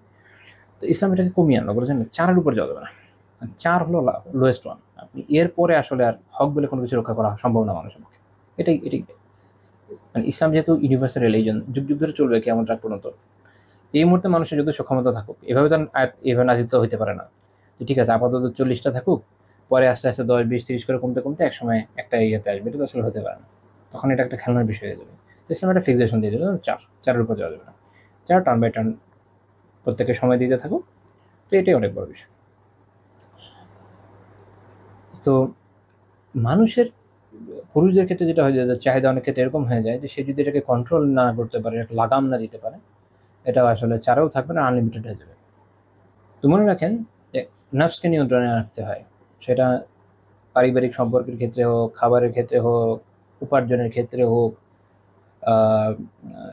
জীবনের যে কোনো ক্ষেত্রে, দুনিয়াবী ইস্যু আছে সব কিছুর ক্ষেত্রে হোক। নফসকে যদি নিয়ন্ত্রণ করতে না পারেন, এটা একটা বেয়ারা ঘোড়া, এটা আপনাকে জাহান্নামে নিয়ে যাবে। তো ওখানে বাঁচার উপায় কি? নফসকে কন্ট্রোল করা। তো এটা করতে গেলে ওই যে সোনার রূপার খনি থেকে যেভাবে প্রচণ্ড অনুশীলনের মাধ্যমে সোনার রূপাকে বের করে নিয়ে আসতে হয়, নফসকে নিয়ন্ত্রণ করাটাও এটা অনুশীলনের বিষয়। নফসের বিরোধিতার মাধ্যমে সালাফের কিতাবাদি এই ক্ষেত্রে আমাদের সাহায্য করে, বা বিভিন্ন বইপত্রের বিষয় সুন্দর আলোচনা ছিল, পড়ে দেখবেন ইনশাআল্লাহ তাআলা। তো এর মাধ্যমে আশা করি উপকৃত হবে। হ্যাঁ, এটা একটা চর্চার বিষয়, এটা একটা চর্চার বিষয়। এখন আমাদের অঞ্চলে যেটা হয়েছে যে যাদের এইটা চর্চার ইস্যু ছিল, তারা নিজেরাই এটা 12টা বাজিয়ে দিয়েছে। যেমন আমাদের এখানে একসময় আমার ছাত্রছাত্রীর জন্য তাসাউফ চর্চা করতো, তারপর দেখা গেল কি পীর সাহেবরাই মাশাআল্লাহ ডেক নিয়ে বসে যায় খাওয়ার জন্য। তাহলে নফসের হবে যে মুজাহাদা কীভাবে হবে। একটা মজার গল্প শুনেছিলাম, হাকিম আখতার সাহেব রাহিমাহুল্লাহ তাআলার এটা বইয়ে পড়েছিলাম। উনি বলছিলেন যে এরকম এক পীর ছিল, যে তাকে জিজ্ঞেস করে যে আপনি পীর হওয়ার পরে এত খাবার দাবার খান, বলছেন এটা আমরা নফসের মুজাহাদা করি, নফসকে এমনভাবে কাজে লিপ্ত করি যে নফস নিজেই একসময় বলে যে আর পারবো না, ছেড়ে দাও। তো উনি এক বসায় একটা খাসি খেয়ে ফেলতে পারেন, বুঝছেন? তো এরকম মুজাহাদা হয়ে গেছে এখন। তো এগুলো মুজাহাদা না, এগুলো হচ্ছে নফসের খেয়াল খুশি অনুযায়ী জীবনকে ধ্বংস করে দেওয়া। তাই জন্য নফসকে নিয়ন্ত্রণ করা খুব জরুরি, যেটা এই হাদিস থেকে একটা শিক্ষা আমরা পাই। নফসকে নিয়ন্ত্রণ করা জীবনের প্রত্যেকটা ক্ষেত্রে, আপনি যখন এটাকে করতে পারবেন, নিজেকে একটা নিয়মানুবর্তী জীবনের মধ্যে নিয়ে আসতে পারবেন, ফুললি প্রোডাক্টিভ হতে পারবেন, তো জীবনে আপনি কল্যাণ পাবেন, যেটা আপনি আল্লাহ রাসূল সাল্লাল্লাহু আলাইহি ওয়াসাল্লামের জীবনেও দেখবেন, সাহাবীদের জীবনে দেখবেন, তাবে সবার জীবনে দেখবেন। যারা যারা জীবনে আলহামদুলিল্লাহ উন্নত হয়েছেন, তাদের জীবন ছিল এরকম যে তাদের জীবনে একটা গুরুত্বপূর্ণ বিষয় ছিল, সেটা হচ্ছে যে নিয়মানুবর্তিতা, এটা নফসকে নিয়ন্ত্রণ করার ক্ষেত্রে অত্যন্ত গুরুত্বপূর্ণ। তো কেউ কারো কারো জীবনে পুরো ইয়েটা বর্ণিত আছে তাদের জীবনীতে, যে পুরো জীবন কিভাবে কাটাচ্ছে। এই জন্য অনেকের জীবনে আমি বিভিন্ন ক্ষেত্রে পড়েছি যে তাকে যেটা দেখছেন, বলছেন যে যদি জানা যায় যে আগামীকাল কিয়ামত কায়েম হবে, তারপরও তার জীবনের আমল আরেকটু বাড়ানোর সুযোগ নেই। মানে আমাদের জীবন তো এরকম যে ম্যাক্সিমামটাই প্রোডাক্টিভ থাকে না, ইলমি ক্ষেত্রে, আমলি ক্ষেত্রে, ইমানি ক্ষেত্রে। তো দেখা যায় যে আমরা যদি জানতে পারি ইন এনি কেস যে আগামীকাল কিয়ামত হয়ে যাবে, আমাদের অনেকের হুড়ুহুড়ি পড়ে যাবে না, মসজিদের লোকজন বেড়ে যাবে, কেউ কেউ বিভিন্ন জিকির আজকার করবে, কোরআন খতম দেবে, ইত্যাদি ইত্যাদি। তো তাদের জীবন তারা এইভাবে গঠন করেছিলেন যে এত বেশি ব্যালেন্সড যে এইখানে আর নতুন কোনো আমল ঢোকানোর জায়গা নেই। পরিবারের জন্য সময়, ইলমের জন্য সময়, দার্সের জন্য সময়, ইবাদতের জন্য সময়, খেরাতের জন্য সময়, সব কিছু একদম ফিক্সড। এবং এইটার কারণে তারা জীবনে এভাবে বরকত পেয়েছেন। আমরা অনেক সময় বলি জীবনে বরকত নেই, বরকত থাকবে কোথেকে? আমাদের জীবনে ঠিক ঠিকানা নেই, কখন ঘুমাই, কখন উঠি, কখন খাই, তাহাজ্জুদের খবর নেই, 5 ওয়াক্ত সালাতেরও ঠিক ঠিকানা নাই, জামাতেরও খবর নাই, বরকত কোথায় আসবে? একজন বর্ণনা করছেন যে আহমদ রাহিমাহুল্লাহর কাছে, উনি বলছেন যে আমি যখনই যেতাম কোনো জুজ থেকে, জুজ হচ্ছে যে কোরআনের একটা অংশ। এখন তো আমরা 30 পারা একসাথে পাই, ইভেন আমাদের দাদা নানাদের আমলেও পারা আলাদা বিক্রি হতো, 1 পারা 2 পারা 3 করে পাবেন, জুজ বলে একটা। তো ওই যখনই ঢুকতেন দেখতেন কোনো না কোনো জুজ থেকে পড়ছে সবসময়, আবার প্রচুর নফল পড়ছেন, আবার হাদিসের দাওয়াত দিচ্ছেন, আর জীবনের বিশাল অংশ তো হাদিস শেখায় ব্যয় করেই ফেলেছেন, ফিকহের আলোচনা করছেন। ওনার ওভারঅল ইলমের যে কালেকশন বিশাল বড়টা। আবার হাদিসের কত বড় কালেকশন, সবচেয়ে বড় কালেকশনটা উনি লিখে ফেলেছেন। বরকত দেখেন, জীবনের বরকত দেখেন, আর আমাদের অবস্থা দেখেন। এই জন্য বলছি যে নফসকে নিয়ন্ত্রণ করতে জানতে হবে। নফস চাচ্ছে এখন ঘুমিয়ে যায় না, এখনই ঘুমান না, ঘুমানোটা শিডিউল রাখেন, এতটাতে প্রতিদিন এটাই ঘুমাবো, এটাই উঠবো, এই আমল করবো, এটা করবো, ব্যাস। এইটা যদি ধরে রাখতে পারেন, 1 মাস এভাবে চলেন, দেখবেন নফস অনেকটা কন্ট্রোলে আসবে ইনশাআল্লাহ। খুব ডিসিশন নিয়েছে যে আমি এই অকাজে ব্যয় করবো না, অকাজে খাবার টাবারের জন্য এগুলো ব্যয় করবো না, যে দরকার আলহামদুলিল্লাহ খাবো। এর মধ্যে একজন এসে বললো, চাচা আজকে মুখ দেখা যায় খুব ভালো, এই হয় সেই হয়, খুশিতে নাচতে চলে গেলাম। তাহলে নফস কন্ট্রোল করতে পারলাম না। তো আজকে একজনের সাথে চলে যাবেন, কালকে আরেকজনের সাথে চলে যাবেন, পরশু একজন, তরশু একজন। মানুষের তো বন্ধু বান্ধবের অভাব নেই, এরপর বাসায় একটু করা দরকার, একটা সার্কেল চলতে থাকবে, নফসকে কন্ট্রোল করা হবে না। এই জন্য দেখবেন আমাদের অবস্থা যেরকম, মানে নফল সিয়াম ওরা তো দুরূহ বিষয়। ফরজের পরে দেখা যায় যে সারা বছর নফলের খবর থাকে না, কারণ কি? আমরা এত বেশি ব্যস্ত এগুলো নিয়ে, সিয়াম কখন পালন করবো? তো এটা মাথায় রাখেন, নফসকে নিয়ন্ত্রণ করতে হবে। যদি নফসকে নিয়ন্ত্রণ করা যায়, এটা হচ্ছে মর্যাদা লাভ করার সবচেয়ে বড় মাধ্যমগুলো একটা। আমরা জানি যে আল্লাহ তাআলার কাছে সবচেয়ে ঘনিষ্ঠকে, সবচেয়ে মর্যাদাবানকে, তাকওয়া সবচেয়ে বেশি, আমার হাদিস থেকে জানি। আল্লাহ তাআলার কাছে আকরামাকুম ইনদাল্লাহ, আল্লাহ তাআলার কাছে সবচেয়ে বেশি মর্যাদাবান হচ্ছে সে আতকাকুম, যে তোমাদের মধ্যে যার তাকওয়া সবচেয়ে বেশি। তো তাকওয়া বেশি বাড়াতে হলে আমাদের কি করতে হবে? তাহলে যেটা আমি শুরুতে বলেছি যে ইসলাম মর্যাদাবানকে মর্যাদার অবস্থানে রেখেছে, সম্ভ্রান্তকে সম্ভ্রান্তের অবস্থানে রেখেছে, বাকিদের জন্য দরজা বন্ধ করে দেয় না, ব্রাহ্মণদের মতো, যে কেউ উঠতে পারে, কোনো সমস্যা নেই। আবার যে মর্যাদাবান সেও নিচে নেমেও যেতে পারে, সেটাও কোনো সমস্যা নেই। আমাদের কথা হচ্ছে যে অবস্থানে আছে তাকে ওই অবস্থানে ঠিক করা। তো আপনি যখন উপরে উঠতে চান, তাকওয়া দিয়ে উঠতে হবে। অন্যান্য ক্ষেত্রে হতে পারে, তাকওয়া সবচেয়ে বড় কথা। আল্লাহ তাআলার কাছে মর্যাদা সবচেয়ে বড় মর্যাদা, বাকি সব মর্যাদার আসলে কোনো ভ্যালু নাই। দুনিয়াতে আমার কোনো মর্যাদা নাও থাকতে পারে, আপনার কোনো মর্যাদা নাও থাকতে পারে, কিন্তু আল্লাহ তাআলার কাছে, আসমানবাসীর কাছে যদি আমাদের মর্যাদা থাকে, এটাই সবচেয়ে বড় মর্যাদা। দুনিয়াতে আমার কত ব্যক্তি এসছে না, যার একদম খালি অবস্থায়, ইমাম আবু জিনাদ রাহিমাহুল্লাহ তাআলা মদিনার অনেক বড় ফকির ছিলেন, মুহাদ্দিস ছিলেন, সিকা রাবী ছিলেন। ওনার মজলিসে একজন লোক বসতো না। ওই এক সময় রাবি রাহিমাহুল্লাহ তাআলার ওখানে ছাত্রে ভরপুর। ইমাম আবু হানিফা রাহিমাহুল্লাহ তাআলা যখন মদিনায় গেলেন, আবু জিনাদ রাহিমাহুল্লাহ তাআলাকে বললেন যে আপনাদের দুইজনের মধ্যে আপনি সবচেয়ে বেশি জ্ঞানী, এমন কিভাবে হলো যে আপনার কাছে একজনও নাই? তো তখন উনি এটা বলছেন যে খালি ইলম থাকলে তো হয় না, তাকদিরে তো লাগে। মানে আমি এটা আমার মতো ইয়ে করলাম, প্যারাফ্রেজ করলাম না, শব্দটা একটু ডিফারেন্ট উল্লেখ করেছেন। তো তো মূল কথা হচ্ছে যে ভাগ্য, তাই না? আপনার হতে পারে যে আপনার ওই ইলমটা নেই, কি যে আসে। আবু জিনাদ রাহিমাহুল্লাহ তাআলা যদি আল্লাহ তাআলার কাছে সম্মানিত হন, যদি আসমানবাসীর কাছে সম্মানিত হন, দুনিয়াতে যদি ওনার কোনো ছাত্র নাও থেকে থাকে, কি যে আসে? আল্লাহ তাআলার দেওয়া সম্মানই সবচেয়ে বড় কথা। তো কাজী ওই এটা যখন আপনি অর্জন করতে চান না তাকওয়া, তাহলে কি করতে হবে? ওই নফসান মুজাহাদাটা করতে হবে, নফস নিয়ন্ত্রণ করতে হবে। আল্লাহ তাআলা আমাদের বোঝার এবং আমলের তৌফিক দেন। আচ্ছা, তো আমরা একটু ভূমিকা আলোচনা করলাম। এরপর আমরা একটু পয়েন্টের দিকে চলে যাই। প্রথম পয়েন্ট যে তিনি সাল্লাল্লাহু আলাইহি ওয়াসাল্লাম স্বীয় সম্প্রদায়ে এরকম মর্যাদাবান সম্মানিত ব্যক্তিদের যে অবস্থানের মর্যাদা তা অক্ষুণ্ণ রাখতেন। অর্থাৎ এমন করতেন না যে আচ্ছা আমরা দখল নিয়ে নিয়েছি, এখন তাকে তার অবস্থান রাখবেন, এরকম না। মক্কা বিজয়ের ঘটনা আমরা জানি। আব্দুল্লাহ ইবনে আব্বাস রাদিয়াল্লাহু তাআলা আনহু বর্ণনা করেছেন যে মক্কা বিজয়ের দিন আব্বাস রাদিয়াল্লাহু তাআলা আনহু আবু সুফিয়ান বিন হারব রাদিয়াল্লাহু তাআলা আনহু যখন তখন ইসলাম কবুল করেন, তাকে নিয়ে যখন রাসূলুল্লাহ সাল্লাল্লাহু আলাইহি ওয়াসাল্লামের কাছে আসলেন, যখন ইসলাম কবুল করেন, তখন তিনি বলেন, ইয়া রাসূলুল্লাহ, ইন আবা সুফিয়ান রাজুলুন ইউহিব্বু হাযাল ফখর ফালাউ জাআলতা লাহু শাইআ। এই যে আবু সুফিয়ান, সে এমন একজন মানুষ, সে গর্ব মর্যাদা এগুলো পছন্দ করে, আপনি যদি তাকে কিছু দিতেন। আল্লাহ রাসূল সাল্লাল্লাহু আলাইহি ওয়াসাল্লাম কিন্তু নাকচ করেন নাই, তিনি বলছেন নাম, হ্যাঁ, মানে আমি দিব।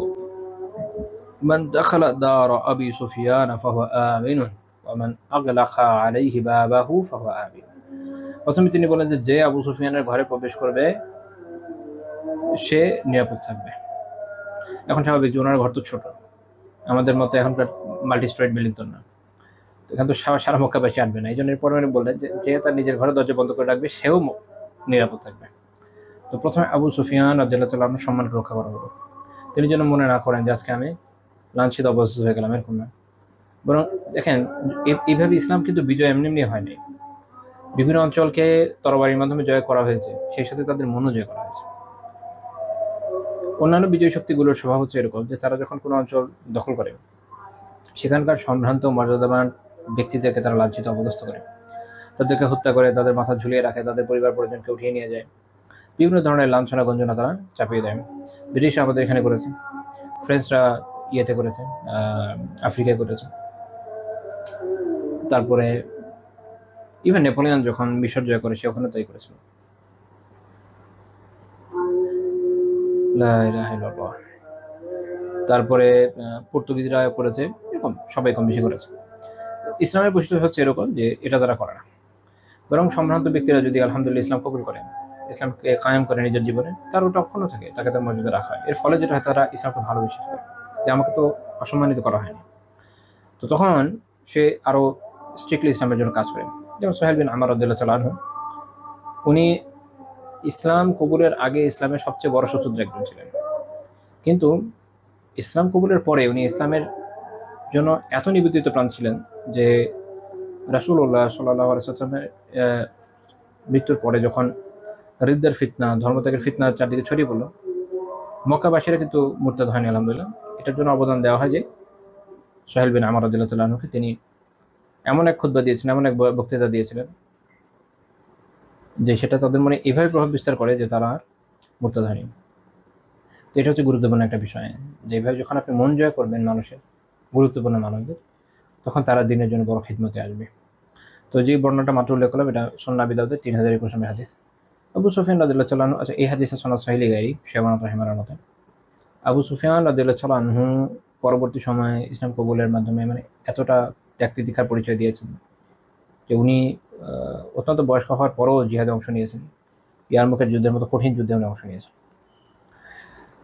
তো এখানে ইমাম নববী রাহিমাহুল্লাহ বলছেন যে এই হাদিসে রয়েছে এই আবু সুফিয়ান রাদিয়াল্লাহু তাআলা আনহুর জন্য যে তার যে শরফ, তার যে সম্মান, তার যে সম্ভ্রান্ততা, এটার প্রকাশ হচ্ছে ওয়াইজহারুন লিশারাফিহি। আচ্ছা, আমরা আরেকটা হাদিস দেখব এই বিষয়ে। যখন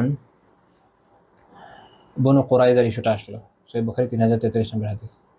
আবু সাঈদ আল খুদরি রাদিয়াল্লাহু তাআলা বর্ণনা করেন যে বনু কোরাইজার মীমাংসার বিষয়টা যখন আসলো, তো তারা সাদ বিন মুআয রাদিয়াল্লাহু তাআলা আনহুকে তাদের বিচারক মনোনীত করলো, যেহেতু তাদের সাথে তাদের গোত্রীয় একটা সম্প্রীতি ছিল, আগে থেকে মৈত্রী ছিল। সাদ বিন মুআয রাদিয়াল্লাহু তাআলা আনহুকে রাসূলুল্লাহ সাল্লাল্লাহু আলাইহি ওয়াসাল্লাম যখন ওখানে নিয়ে আসতে পাঠালেন, উনি আহত ছিলেন মসজিদ নববীর কম্পাউন্ডে, সামনে যে প্রাঙ্গণ, সেখানে উনি চিকিৎসা নিচ্ছিলেন ওই সময় পর্যন্ত। তো তিনি যখন আসলেন হচ্ছে একটা গাধার পিঠে চড়ে। তো যখন আল্লাহ রাসূল সাল্লাল্লাহু আলাইহি ওয়াসাল্লাম নিকটবর্তী হলেন, আল্লাহ রাসূল বলেন যে কুমু ইলা সাইয়্যিদিকুম, তোমরা তোমাদের যে সাইয়্যিদ, তোমাদের নেতা, তার জন্য দাঁড়াও, তার উদ্দেশ্যে দাঁড়াও।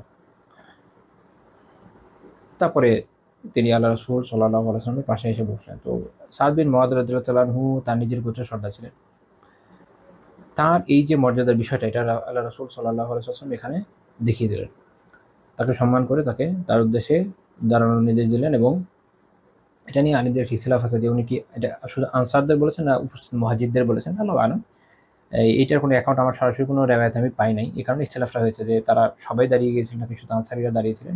আল্লাহ রাসূল বলেছেন যেহেতু সম্ভবত সবাই দাঁড়িয়ে থাকবেন, আল্লাহু আ'লাম। তো এই হাদিসে ইমাম নববী রাহিমাহুল্লাহ বলেছেন যে ফিহি ইকরামু আহলিল ফাদলি ওয়া তালাক্কিহিম বিল কিয়াম লাহুম ইযা আকবালু হাকাযা ইহতাজ্জা বিহি জামাহিরুল উলামা লিইস্তিহবাবিল কিয়াম। ইমাম নববী রাহিমাহুল্লাহ বলছেন যে এই হাদিসে রয়েছে যারা আহলুল ফাদল, যারা সম্মানিত এরকম ব্যক্তিরা রয়েছে, হ্যাঁ, তাদেরকে যে দাঁড়ানোর মাধ্যমে তাদেরকে কি বলে অভিবাদন জানানো, অভ্যর্থনা জানানো যখন তারা এগিয়ে আসে। এবং এটা জুমহুর ওলামা এটাকে মুস্তাহাব বলেছেন, তাদের উদ্দেশ্যে দাঁড়ানো। আচ্ছা, এখানে একটা মাসালা চলে আসে, এটা অনেকের মাথায় হয়তো ঘুরবে যে কারোর জন্য এভাবে দাঁড়ানো এটাকে সরি ভাই বৈধ কিনা। দেখেন এখানে একটা আমরা আরবি জিনিস নিয়ে আসি। আরবিতে একটা হচ্ছে খিয়ামুন লি, খিয়ামুন আলাইহি, খিয়ামুন ইলাইহি। দাঁড়ানোর পরে এই যে পরবর্তী যে সিলা, এটা লি, আলাইহি, ইলাইহি, লি, আলা, ইলা, এই তিনটার ক্ষেত্রে মাসালা একদম আলাদা। মূল আরবিটা যদি কিয়াম, কিন্তু এটার পরে কি সিলা আসছে এটা অনুযায়ী পার্থক্য আসে। শেখ উসাইমিন রাহিমাহুল্লাহ তাআলা তার কিতাব শারহুল মুমতি আলা যাদুল মুস্তাকনিতে বলছেন, এটা জানা থাকা লাগবে যে কিয়াম তিন রকমের হয়।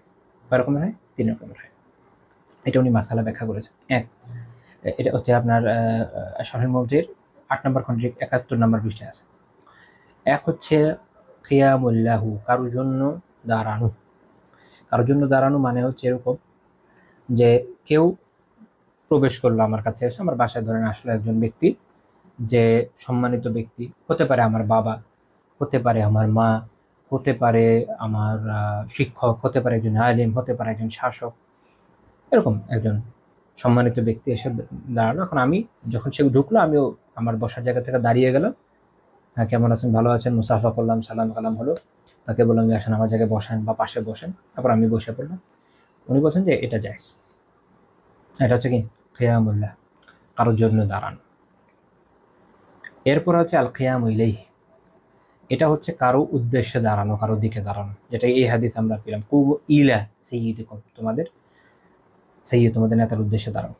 তো এই ইলাহি মানে হচ্ছে যে যখন কেউ আসলো, আপনি কয়েক পা হেঁটে গিয়ে তাকে অভ্যর্থনা জানিয়ে রিসিভ করে নিয়ে আসলেন, এটা বৈধ এই হাদিসের কারণে। উনি বলছেন হাদা জায়েজুন, এটা জায়েজ। কেন? قال النبي صلى الله عليه وسلم لما أقبل سعد بن معاذ رضي الله تعالى عنه للتحكيم قوموا إلى سيدكم فأمر بالقيام إليه إكراما له।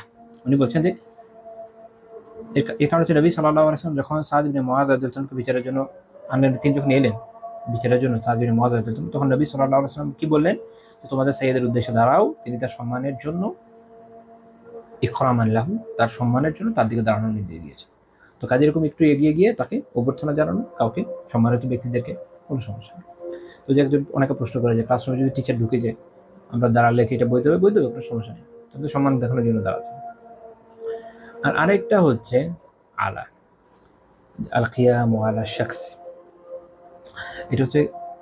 এটা হচ্ছে মুশরিকদের মত। সেটা হচ্ছে যে যখন মুশরিকরা যেরকম করতো যে তাদের শাসকদের জন্য লাইন ধরে দাঁড়িয়ে আছে, শাসক আরামসে বসে আছে, বা সে এটা পছন্দ করে যেন তার জন্য দাঁড়ানো হয়। তো এখন আমরা অনেক সময় দেখি যেমন কি যারা আলহামদুলিল্লাহ ইলম অর্জনের রত, তারাও অনেক ক্ষেত্রে এই কাজটা করে, না দূরে দাঁড়িয়ে থাকে। হ্যাঁ, একজন আসবে, মুহতামিম সাহেব আসবে, সবাই দাঁড়িয়ে আছে, তিনি বলছেন ফাইন্নাহু লা ইয়াজুজ, এটা জায়েজ না। এটা হচ্ছে না জায়েজ টাইপ। তাহলে দাঁড়ানোটা তিন রকমের হয়। এটা দাঁড়ানোটা কয় রকমের হয়? তিন রকমের হয়। এই লাস্ট রকমেরটা নিষিদ্ধ হওয়ার কারণে এটা আমি হাদিসে পেয়েছি, মুসলিমের 493 হাদিস, যেখানে এরকম হয়েছিল যে আল্লাহ রাসূল সাল্লাল্লাহু আলাইহি ওয়াসাল্লাম বসা, কিন্তু সাহাবীরা দাঁড়িয়ে ছিলেন, সালাতের ঘটনা অবশ্য। তো তিনি বলে যে ইন কিনতুম আরিফান লা তাফআলুনা ফি'লা ফারিস ওয়ার রুম ইয়াকুমুনা আলা মুলুকিহিম ওয়া হুম কুউদুন ফালা তাফআলু।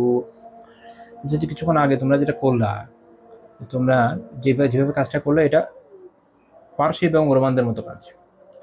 তারা তাদের শাসকদের জন্য দাঁড়িয়ে থাকে আর সে বসে থাকে। শাসক বসে আছে, শাসকের সম্মানে দাঁড়াতে ভয় পায়, বসতে ভয় পায়, যে শাসক দাঁড়িয়ে আছে এরা বসে থাকবে। ভুল বাসি, শাসক বসে থাকবে, এরা কি করবে? দাঁড়িয়ে থাকবে, ডানে বামে লাইন ধরে দাঁড়িয়ে থাকবে, বসে যাবে না। তো তিনি মনে ফেলাতে ফাইলো, এটা করো না। তো এই কারণে এটা যায় না, এটা না হাদিস।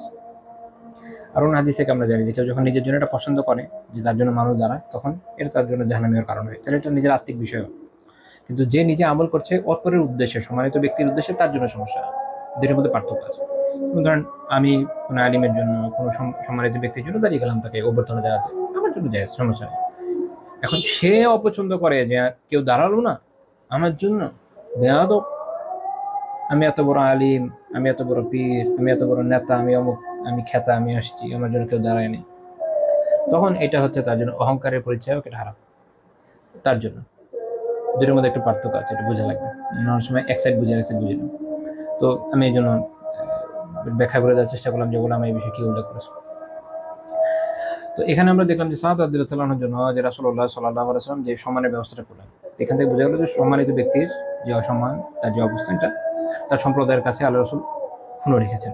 এমন হয় না, এটা বোঝানোর জন্য যে সাদ রাদিয়াল্লাহু আনহু এসেছেন, রাসূলুল্লাহ সাল্লাল্লাহু আলাইহি ওয়াসাল্লামের মদিনায় আসার আগে তিনি তার গোত্রের অধিপতি ছিলেন, তখনও ছিলেন। রাসূলুল্লাহ সাল্লাল্লাহু আলাইহি ওয়াসাল্লাম এটা বুঝিয়ে দিলেন যে এমন হয়নি যে তার মর্যাদা হ্রাস পেয়েছে, বরং ইসলাম তার মর্যাদা আরো বৃদ্ধি করেছে। এই হচ্ছে সেই সাদ রাদিয়াল্লাহু আনহু, যার মৃত্যুতে আল্লাহ তাআলা আরশ করেছিল, যার জানাজায় ফেরেশতারা অংশ নিয়েছিল। তাই এভাবে মর্যাদাবান হয়েছে। ওই যে আগের হাদিস আমরা আবার ব্যাক করি, তো মানুষ হচ্ছে কি সোনার উপর খনির মতো। তো জাহেলিয়াতে যারা উত্তম, ইসলামে তারা উত্তম যদি তাদের মধ্যে দ্বীনের ইলম সমঝ থাকে। তো এটা সাদ রাদিয়াল্লাহু আনহুর মধ্যে ছিল, এটা আমাদের বোঝা দরকার। তো তাহলে আমরা যদি উত্তম হতে চাই, মর্যাদাবান হতে চাই, তাকওয়াবান হতে চাই, এম তো দরকার না। এম ছাড়া বুঝবেন কিভাবে কোনটা হালাল কোনটা হারাম? তাকওয়া এটা না। আলহামদুলিল্লাহ।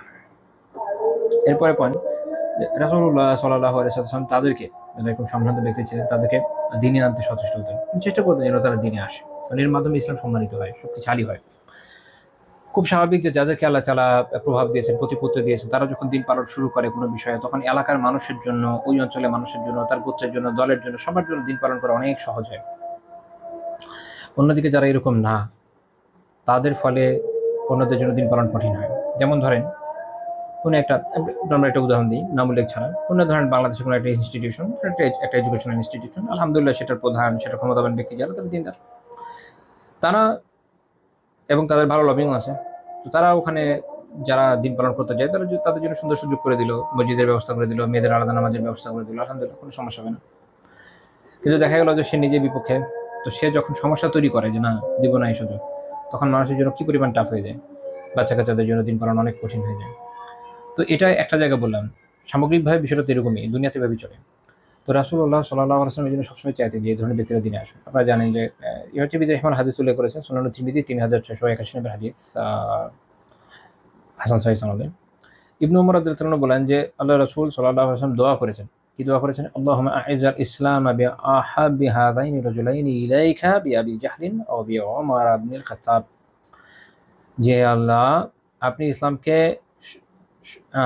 আ'ইজ্জাল ইসলাম, ইমাম তিরমিজি রাহিমাহুল্লাহ ব্যাখ্যা করছেন এই কওয়িহ মানসুর, যে একে ইসলামকে শক্তিশালী করেন, সাহায্য করেন আপনি এই দুই ব্যক্তির মধ্যে, যে আপনার কাছে বেশি পছন্দনীয়, তার মাধ্যমে বেশি প্রিয়, যে কে? আবু জাহল এবং ওমর ইবনুল খাত্তাব রাদিয়াল্লাহু তাআলা আনহু। ওমর ইবনুল খাত্তাব, তো আব্দুল ইবনে ওমর বলছেন যে ওয়াকানা আহাবুহুমা ইলাইহি ওমর, আল্লাহ তাআলার কাছে এই উভয়ের মধ্যে সবচেয়ে প্রিয় ছিলেন কে? ওমর রাদিয়াল্লাহু তাআলা আনহু, তাআলা তাকে কবুল করেছেন। এবং পরে একটা পর্যায়ে এটা আপনারা জানেন, এটা অনেকে জানেন, কিন্তু রাসূলুল্লাহ সাল্লাল্লাহু আলাইহি ওয়াসাল্লাম কিন্তু পরে শুধু ওমর রাদিয়াল্লাহু তাআলার জন্য খাসভাবে দোয়া করেছেন। ইমাম হাকিম রাহিমাহুল্লাহ আল মুস্তাদরাকে উল্লেখ করেছেন 4425 নম্বর হাদিস আয়েশা রাদিয়াল্লাহু তাআলা আনহা থেকে, যে নবী সাল্লাল্লাহু আলাইহি ওয়াসাল্লাম বলেছেন, দোয়া করেছেন, আল্লাহুম্মা আইজাল ইসলামা বিউমর ইবনুল খাত্তাব খাসসা, হে আল্লাহ খাসভাবে ওমর ইবনুল খাত্তাব দ্বারা ইসলামকে সাহায্য করেন, শক্তিশালী করেন। ইমাম হাকিম রাহিমাহুল্লাহ বলেছেন হাযা হাদিসুন সাহিহুন আলা শারতি শাইখাইন, এই হাদিস ইমাম বুখারী ও মুসলিমের শর্ত অনুযায়ী সহিহ। ইমাম যাহাবী তালিকা বলছেন যে আলা শারতিল বুখারী ওয়াল মুসলিম, ও মুসলিম, ইমাম বুখারী এবং মুসলিমের শর্ত অনুযায়ী সহিহ। তো উভয়ের মধ্যে কোনো নাই, কোনো কি বলবো বৈপরীত্য নাই। শেখ আলবানী রাহিমাহুল্লাহ সিলসিলাতুল হাদিস সহিহাতে বলছেন 8 নম্বর খণ্ডের 683 পৃষ্ঠায় যে লা মুনাফাতা লি ইহতিমাল ইয়াকুনা হাযা ক্বালাহু সাল্লাল্লাহু আলাইহি ওয়াসাল্লাম ফি আউয়ালিল আমর, যে এটা মধ্যে আসলে একটাকে নাকচ করছে না, বরং নবী সাল্লাল্লাহু আলাইহি ওয়াসাল্লাম হয়তো শুরুতে উভয়ের জন্য দোয়া করে থাকবেন, লম্বা প্যাসেজ 2-3 লাইনের, আমি সংক্ষেপে বলে দিই।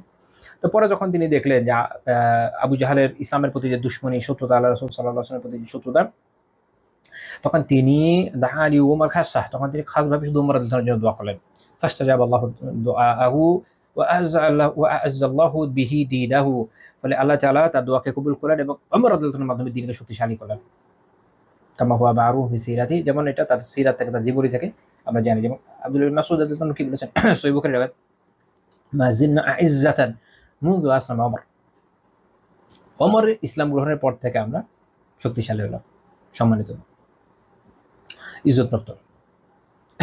ওখানে যদি উনি উল্টাভাবে করেছেন, আমি মানে আরবিটা বাংলা আমি সরলভাবে করলাম আর কি।